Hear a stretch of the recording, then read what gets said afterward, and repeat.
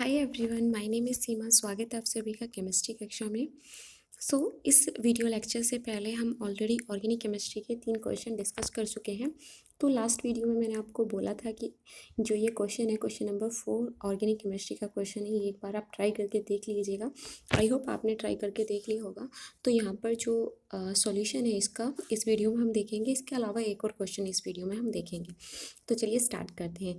तो question number 4 में क्या है, explain orthophenol is more acidic than orthomethoxyphenol. तो इस टाइप के क्वेश्चंस आपने देखा होगा कि यूपीपीसीएस ने जो उनका मेंस हुआ था उसमें भी काफ़ी क्वेश्चंस पूछे गए थे एसिडिटी, बेसिसिटी और कार्बोकेटाइन की स्टेबिलिटी से और सॉल्युबिलिटी से। इस टाइप के क्वेश्चंस काफ़ी पूछे गए हैं, तो फ्रिक्वेंटली पूछे गए हैं। तो हम एक्सपेक्ट कर सकते हैं कि इस टाइप के क्वेश्चन आपको जीआईसी मेंस और आश्रम पद्धति का जो मेंस होने वाला है उसमें भी देखने को मिलेंगे। तो इस टाइप का जो क्वेश्चंस है उसको हम किस तरह से सॉल्व करें और किस तरह से प्रोसीड करें, वो हम इस सॉल्यूशन में इस वीडियो में देखेंगे।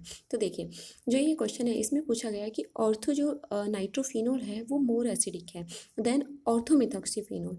क्या रीज़न है? तो सिंपली हमने पढ़ा है कि ऑर्थो नाइट्रोफिनोल यानी कि जो नाइट्रो ग्रुप है वो कैसा है, वो माइनस आई ग्रुप होता है। ठीक है, माइनस आई इफेक्ट लगाता है और माइनस आई इफेक्ट के साथ ही वो माइनस एम इफेक्ट भी लगाता है। ठीक है, और अगर हम बात करें ऑर्थोमेथॉक्सीफिनोल की, तो ऑर्थो जो मिथॉक्सीफिनोल है वो क्या करता है, ऑर्थोमिथॉक्सीफिनोल प्लस आई ग्रुप लगाता है, या फिर आप इसको बोल सकते हैं कि ये क्या कर रहा है, यहाँ पर प्लस एम ग्रुप जो है वो भी शो करता है। प्लस आई नहीं बोलेंगे इसको, ये क्या कर रहा है, प्लस एम ग्रुप जो है प्लस एम इफेक्ट शो कर रहा है। इस वजह से इसमें क्या हो रहा है कि जो एसिडिटी होती है, एसिडिटी की अगर हम बात करें ऑर्डर की, तो एसिडिटी जो है, एसिडिक की जो स्ट्रेंथ है वो डिपेंड करती है स्टेबिलिटी ऑफ एनाइन। जो एनाइन बनेगा या कॉन्जुगेटेड जो बेस बनेगा उसकी एसिडिटी, उसकी स्टेबिलिटी पर डिपेंड करती है एसिडिक स्ट्रेंथ। तो किसी भी एसिड की एसिडिक स्ट्रेंथ निकालनी है तो हम सिंपल दिखा सकते हैं कि acidic strength directly proportional to stability of anion, या इसको बोल सकते हैं स्टेबिलिटी ऑफ कॉन्जुगेट बेस। जो कॉन्जुगेट बेस बनेगा उसकी स्टेबिलिटी पे डिपेंड करती है या डायरेक्टली प्रोपोर्शनल होती है। अगर कॉन्जुगेटेड जो बेस है वो ज़्यादा स्टेबल है तो एसिडिक स्ट्रेंथ उसकी उतनी ही ज़्यादा होगी। जैसे अगर हम बात करें, ये कोई बेस है, इसने प्रोटॉन लूज़ किया और जो ये एनाइनिक कॉन्जुगेट बेस बनाए, इसकी जो स्टेबिलिटी होगी, तो जितनी ज़्यादा इसकी स्टेबिलिटी होगी एसिडिक स्ट्रेंथ जो है उतनी ही ज़्यादा होगी। ठीक है, अगर हम बात करें यहाँ पर ड्यू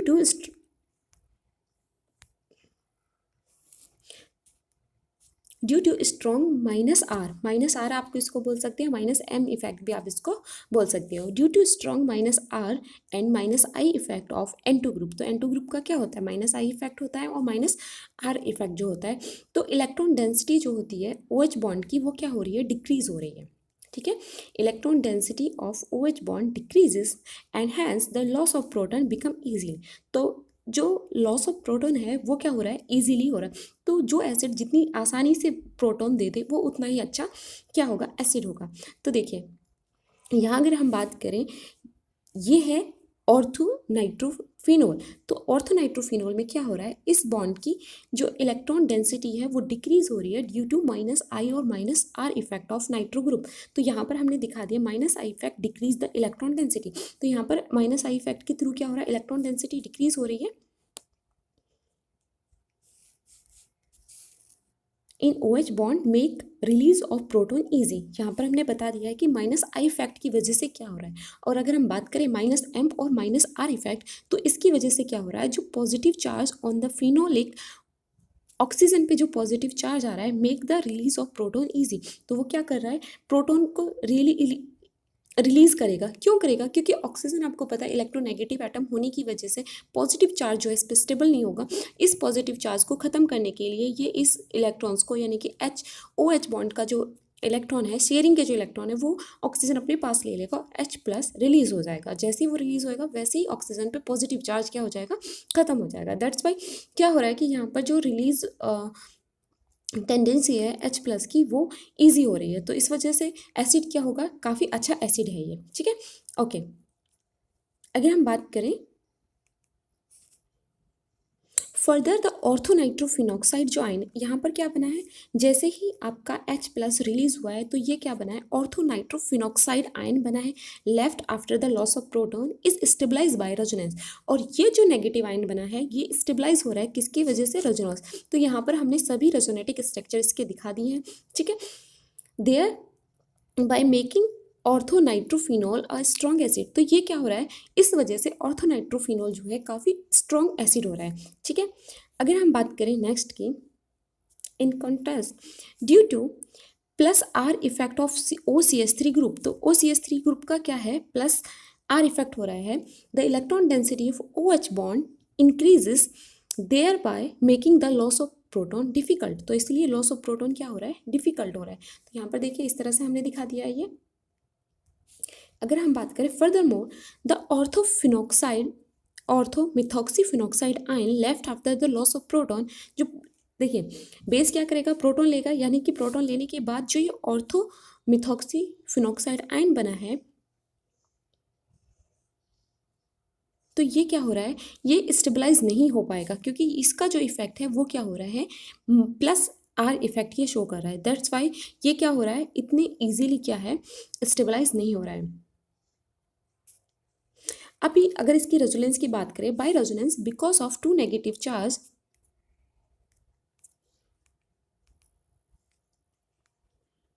अभी यहाँ क्या हो रहा है, ripple each other thereby making orthomethoxy जो फिनोल है ए वीकर एसिड, तो यहाँ पर क्या हो रहा है कि ये क्या शो करेगा, देखिए यहाँ पर ये प्लस आर या प्लस एम जो इफेक्ट है या ग्रुप है, ये प्लस आर या प्लस एम इफेक्ट शो करेगा।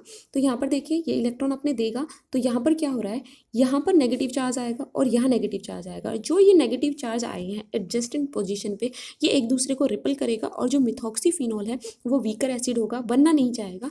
तो अब हम क्या बोल सकते हैं, दस ऑर्थोनाइट्रोफिनोल इज मोर एसिडिक देन ऑर्थोमिथॉक्सीफिनोल। तो इस तरह से इस क्वेश्चन के आंसर को आप शो कर सकते हो, दिखा सकते हो। तो ये वाला जो क्वेश्चन है आपको 15 मार्क्स और 10 मार्क्स में पूछा जा सकता है, ठीक है। जिस तरह से जिस भी मार्क्स में पूछा जाए उसी के अकॉर्डिंग आपको इसका आंसर देना है। जो लिखा है आपने उसको आप सॉर्ट कर सकते हो, रेजोनेंस फॉर्म दिखा सकते हो, शॉर्ट फॉर्म में लिख सकते हो अगर आपसे ये 10 मार्क्स में पूछा है, ठीक है। लेकिन अगर इतना बड़ा क्वेश्चन आप सॉल्व कर रहे हो तो ये आराम से आप 15 मार्क्स के अंदर इस क्वेश्चन को सॉल्व कर सकते हो, ठीक है। ओके, इसके बाद अगर हम बात करें नेक्स्ट क्वेश्चन की, देखिए ये नेक्स्ट क्वेश्चन है। इस टाइप के जो क्वेश्चन है आपको देखने को मिल सकते हैं आपके जीआईसी या फिर आश्रम पद्धति के मेंस एग्जाम में। देखिए, phenyl methyl ether react with HI, ठीक है, to give phenol and methyl iodide and not iodobenzene and methyl phenol, why. तो आपसे सिंपली पूछा है कि जब फेनिल मेथिल ईथर जो है हाइड्रोजन आयोडाइड के साथ रिएक्शन करता है तो फिनॉल और मेथिल आयोडाइड बनता है, वहाँ पर आइडोबेंजीन यानी कि अगर यहाँ पर ये फिनॉल बना है तो यहाँ पर फिनॉल ना बन के सिंपली आइडोबेंजीन क्यों नहीं बना, और जो ये आपका वो बना है मेथिल आयोडाइड, इसको आपने मेथिल अल्कोहल क्यों नहीं बना, यानी कि CH3OH क्यों नहीं बना। ये सिंपली क्वेश्चन में पूछा हुआ है। तो आपको इस क्वेश्चन को किस तरह से प्रोसीड करना है, किस तरह से इसका आंसर देना है, तो सबसे पहले आपने रिएक्शन लिखी। ओके, रिएक्शन लिखने के बाद जो भी कंपाउंड जो है, यानी कि फेनिल मेथिल ईथर के नीचे आपने लिख दिया है, या फिर एनिसोल भी इसको बोलते हैं, एनिसोल लिख के आप ब्रैकेट में फेनिल मेथिल ईथर भी लिख सकते हैं, और आपने पर्टिकुलरली ये जो रिएक्शन है ये शो कर दी। देन उसके बाद आप इसका मैकेनिज्म दिखाइए कि मैकेनिज्म के थ्रू आप बताइए कि ये रिएक्शन किस तरह से प्रोसीड हो रही है, और जो बन रहा है वो क्यों बन रहा है, और जो नहीं बना है उसके ना बनने की रीज़न क्या है, ठीक है। तो अगर हम बात करें मैकेनिज्म की, तो मैकेनिज्म में क्या होगा, सबसे पहले क्या होगा, प्रोटोनेशन ऑफ एनिसोल होगा, give methyl phenyl oxonium ion. तो देखिए ये जो रिएक्शन है ये क्या है, HI एक एसिड की तरह यूज़ होता है। एसिड यहाँ पर है तो एसिड क्या करेगा, अपना प्रोटॉन देगा।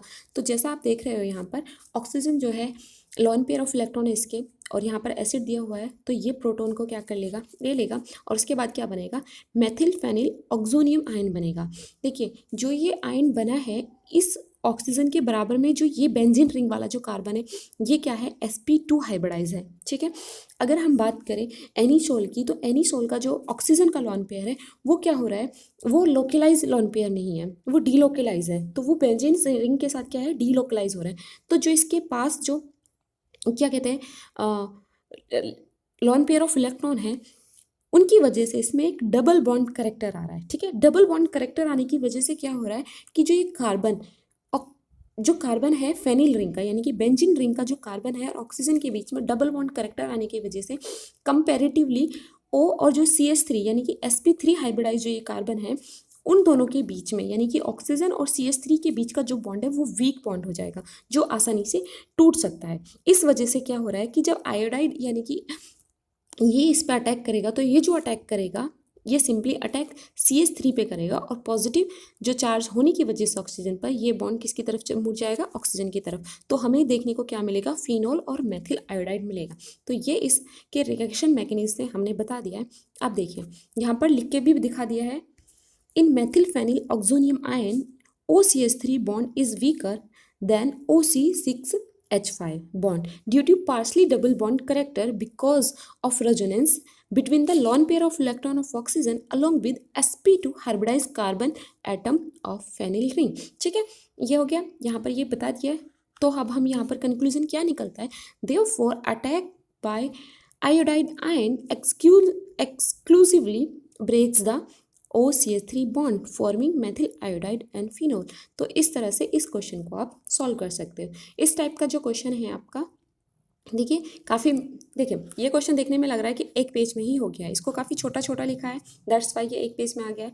आपको देखना होगा कि जो आपका क्वेश्चन है कितने मार्क के में पूछा गया है। अगर यही क्वेश्चन सेम क्वेश्चन आपको 15 मार्क्स में पूछा गया है, आप इसी को फॉन्ट थोड़ा सा बड़ा करके लिख सकते हो, इस रिएक्शन को थोड़े अच्छे से और लिख सकते हो। एक आध जो स्टेप आपने लिखा है उसको आप अलग अलग भी शो कर सकते हो, यानी कि जहाँ पर आपने ये जो चीज़ें शो करी है इसको पहले आप दिखा सकते हो। जैसे ये आपने दिखाया है ये, ठीक है, इसको आप पहले ही दिखा दोगे कि ये जो है इसमें मान लीजिए अगर ये उसमें 15 मार्क्स के लिए पूछा, 10 मार्क्स के लिए तो ये क्वेश्चन सफिशियंट है, ज़्यादा ही लिखा हुआ है, ठीक है।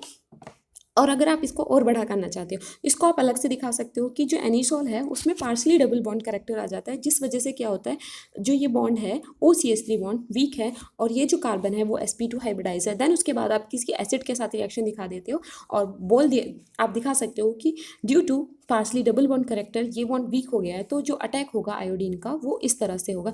यानी कि ये एक अलग से दिखा दिया आपने, फिर उसके बाद इसी रिएक्शन को पहले ये दिखाने के बाद सेकंड में आप इसकी रिएक्शन को फिर यहाँ से स्टार्ट करके ये वाला पोर्शन को दिखा सकते हो। आप इसको ऐसे भी दिखा सकते हो। तो सिंपली ये क्वेश्चन था। तो आज के वीडियो में हमने 2 क्वेश्चन डिस्कस किए हैं।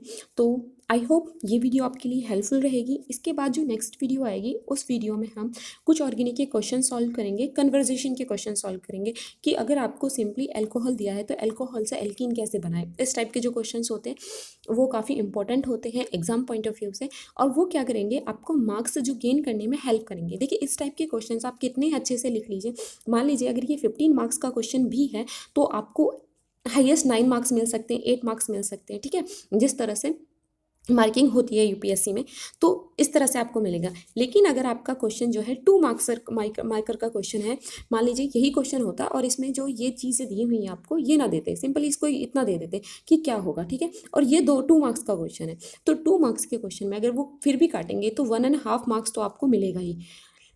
पॉसिबिलिटी आपको 2 मार्क्स पूरे मिल जाए क्योंकि इसमें बाकी कुछ नहीं बचेगा, सारा रिएक्शन आपने अगर कंप्लीट कर दी है, विद नेम आपने नाम लिख दिया है, तो वहाँ पर मार्क्स जो कटने की पॉसिबिलिटी है वो बहुत कम रह जाएगी, ठीक है। तो सबसे ज़्यादा आपको मार्क्स मिलने की जो पॉसिबिलिटी है वो ऐसी रिएक्शंस में जो रिएक्शंस कंप्लीट करने के लिए या कन्वर्जेशन के लिए रिएक्शन आएगी। फिनोल टू आप एसिड कैसे बनाओगे या फिर एसिड टू फिनोल आप कैसे बनाओगे, इस टाइप के जो क्वेश्चंस होते हैं, वॉट एवर जो भी होगा कन्वर्जेशन का क्वेश्चन उस तरह के, तो उस तरह के कुछ क्वेश्चंस हम देखेंगे नेक्स्ट वीडियो में। आई होप ये वीडियो आपके लिए हेल्पफुल रही होगी। All the very best, thank you.